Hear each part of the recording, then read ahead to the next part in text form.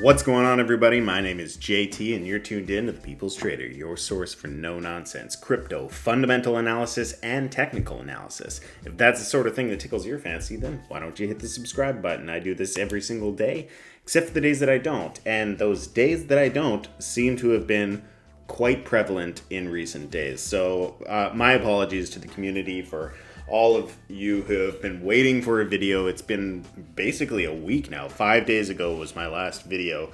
So apologies for that. In my other life, I do take on contracts from time to time. I am involved in forest firefighting. And here in California, all the forests are basically on fire. So there's been quite a demand for my presence on some of these projects, which has diverted a lot of my attention away from trading and towards the fire efforts. So apologies for that. But today's video, we're going to be covering 3 coins. I'm going to give a market update on Bitcoin. We're going to take a look at PLAIR, a coin that I know very little about, but we can take a look at some of the technicals on that. And we are going to be looking at Theta. So let's get right into the market. Starting off on Bitcoin here. So we're taking a look at Bitcoin. We have this, we're still in a consolidation. So we are inside of this macro Wyckoff box, Wyckoff accumulation box, and we are making this potential move to potentially show a sign of strength. So because I have a bias to the upside, given that we are in an uptrend, we are making higher lows and higher highs, I am going to continue to look at the charts with a bullish bias. And when I look at the charts with a bullish bias, I come to the conclusion that this is a reaccumulation after a decline. Until we break down out of this and break this legacy trend line here, I'm going to remain bullish. And it's simply because we're in a macro uptrend. So taking a look at the reaccumulation after a decline, we're just inside of this consolidation. So on spot markets, a lot of people are showing this symmetrical triangle right here, and I agree with that. So a symmetrical triangle typically will break in the direction of which it came. So we came from the downside, so there is a probability that we could break to the downside of this symmetrical triangle. Now, what that break looks like, it could trigger a spring. So we could get a move down here, potentially close the CME gap, and then get bought back up into the range and continue to make higher lows and higher highs after that point. That would be really bullish for me if I could see that spring and a retest back into the range.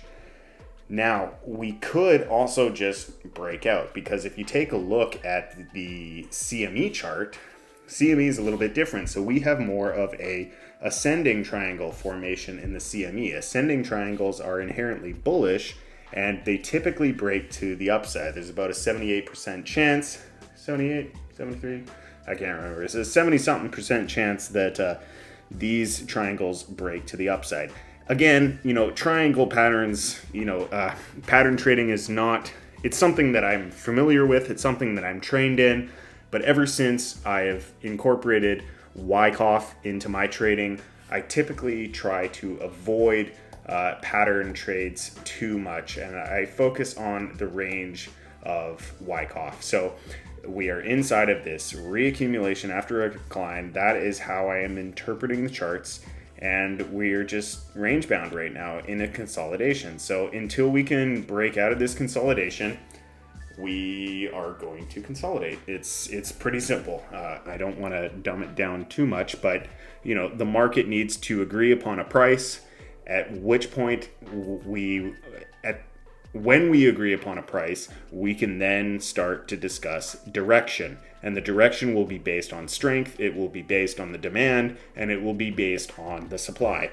And given that there has been a recent supply shock in the available Bitcoin, and the fact that some of these macro players are buying more Bitcoin than are being produced by the miners on a daily basis, I'm just going to remain fundamentally bullish based on the fact that, there's more demand than there is supply. So my bullish bias is still intact. So let's take a look at Theta. So here we are on the Theta USD chart. So typically I don't chart US dollar pairs, but I know that a lot of people would prefer that I chart the US dollar pair. So I'm going to do that for you today. We did have this cup and handle that broke out. We charted that inside of my private trading group. If you would like access to the private trading group, I offer a crypto class where we teach you the Wyckoff method. Once you purchase the class, you can then gain access to the group. And we will teach you how to trade with the Wyckoff method, and then you'll be a part of our community where we can continue to share profitable trading setups, we can bounce ideas off of each other as far as what looks like an interesting project or a good setup, stuff like that. So yeah, we had this cup and handle that we posted inside of the group. That has broken out. Do we get a breakdown for a retest? That would be lovely if we did, to be quite honest. This move was a very good move, but it is starting to curl to the downside. So let's go ahead and take a look at what that looks like from the perspective of Wyckoff. So let's just drop right down to the 45-minute chart. Why the 45-minute chart? Well, because 4 plus 5 equals 9. It doesn't matter what chart you go to, guys. It's more of a resolution thing. So you just have to think of it in terms of resolution, that's all. When you want to zoom in, you go on a lower time frame and you get more resolution. And if you zoom out, you get less resolution. It's really not, it doesn't matter what chart you're on. It's not like, oh, hey, I trade the 1 hour chart or I trade the 30-minute chart. It doesn't matter. 4 plus 5 equals 9. That's why I do that one. Anyways, I digress. So we have these volume spikes here. So usually when I'm taking a look at these Wyckoff setups, you want to start off your analysis just making notes of the volume spikes. So we've got these volume spikes. In Wyckoff, we have what is referred to as the comp man, the composite man, the composite operator. And through Wyckoff analysis, we are interpreting the movements of the market as though they are the doings of one man. That's composite man. So down here, we have all the retail traders and all the peons that are just trying to make a buck. And then comp man steps in. And comp man is who we, as the lowly remora, the individual who wants to ride the tail of the whale, we need to pay attention to what composite man is doing so that we can profit. Because when composite man is ready to make a move, he does so ferociously and we can get on the tail of that whale. So let's identify the trading range. So we've got these volume spikes here. This area right here is going to be our buyer's climax. This spike right here is going to indicate our automatic reaction. So that's going to be the trading range.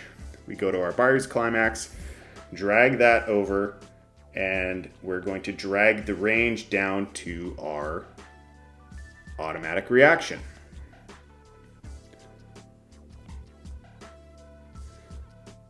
Let's see what it looks like on the line chart. Yeah, let's go with that. Okay, so here is our trading range. So right here we have our buyer's climax, we have our automatic reaction, and we have our second test. So this is phase A, okay? We are now in phase B. This is our second test in phase B. And now we're coming up and we're going to see, this is the point at which we need to pay attention how the range is broken. So if we come through, we could come out with a sign of strength.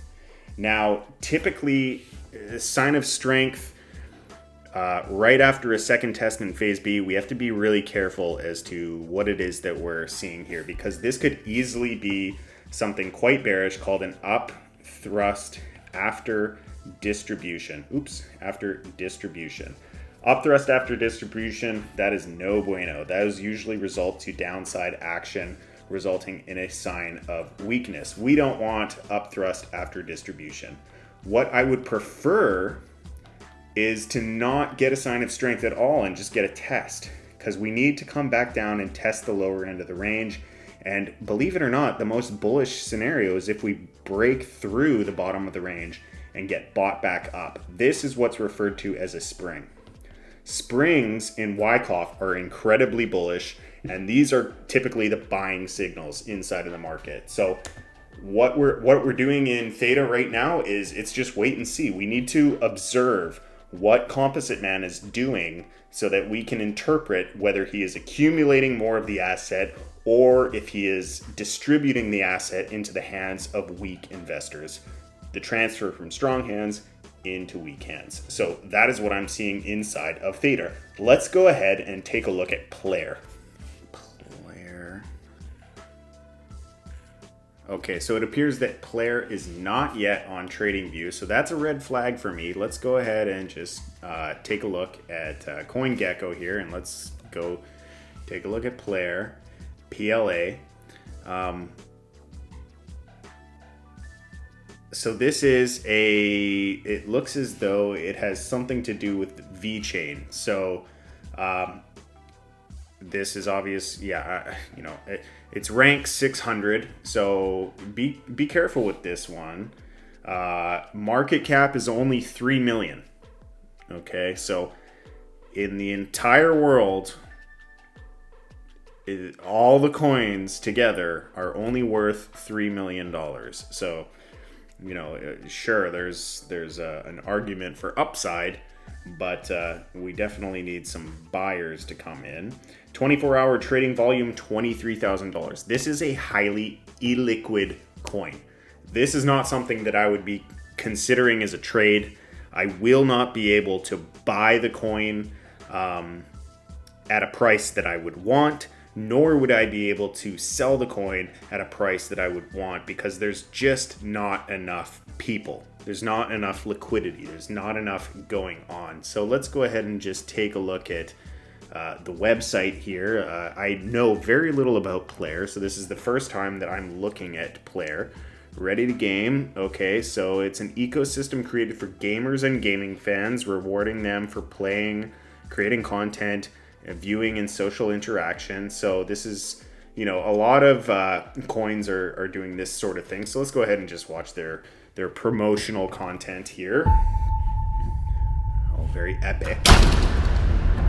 Yeah, this is definitely aimed towards gamers for sure.